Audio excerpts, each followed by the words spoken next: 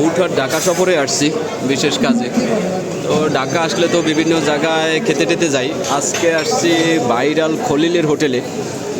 খলিলের hotel, Khalil একসময় মাংস ব্যবসায়ী, তো এইভাবেই আর কি ভাইরাল হয়েছে, বিশেষ করে মহিষের মাংস বিক্রি করিয়া। তো উনি হোটেল দিয়েছে, ওনার হোটেলে আসলাম খাইতে।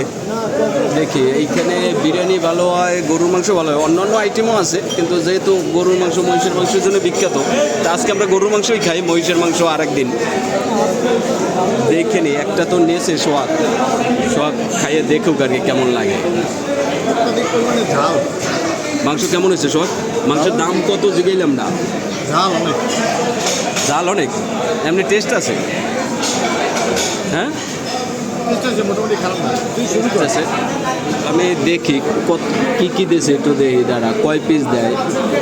মোটামুটি 1 পিস 2 পিস 3 4। মামা মাংসের প্রাইস কত? গরুর মাংসের প্রাইস কত? 260। ও, গরুর মাংস 260।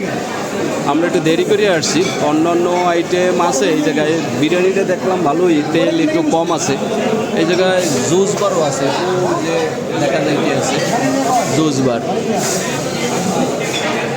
তো দেখি খাওয়া টাওয়ার পরে, আমি এখন পর্যন্ত শুরু করি নেই, আমি শুরু করার পরে বলতেছি, দেখতেছি কেমন হয় আর কি, কেমন লাগে।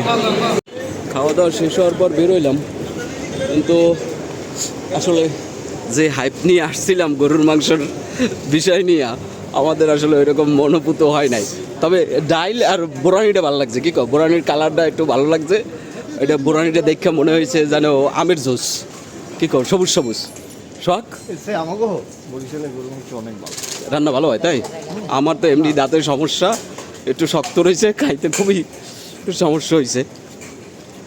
যাই হোক, আমরা জানি না এখানে কি ভালো রান্না হয়। এবার গরুর মাংস খাইয়ে গেলাম, আর একবার আসবো মহিষের মাংস খাইতে। মহিষের মাংস খাওয়ার রিভিউ পরে দেবো আর একবার যখন আসবো হুটহাট। তো এই পর্যন্তই, ধন্যবাদ।